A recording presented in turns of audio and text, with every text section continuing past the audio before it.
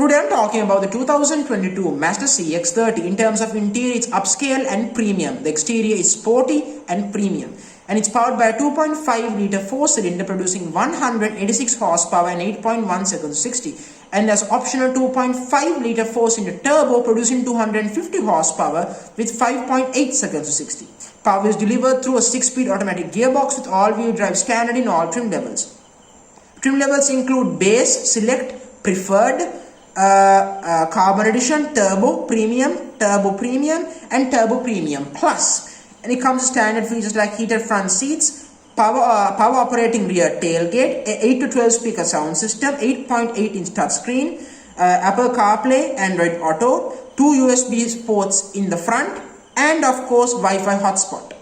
And of course prices will start from $23,755 up to $35,975. Overall, the Mazda CX30 is a fantastic upscale premium subcompact SUV. In fact, it should compete against things like the BMW X1 and the Lexus UX. Overall, the only rival that is better than this is the Honda HRV. The all-new HRV is more upscale, more premium, more upmarket, and more comfortable as well, despite Mazda has more performance and might actually look a bit better. Overall, well done by Mazda.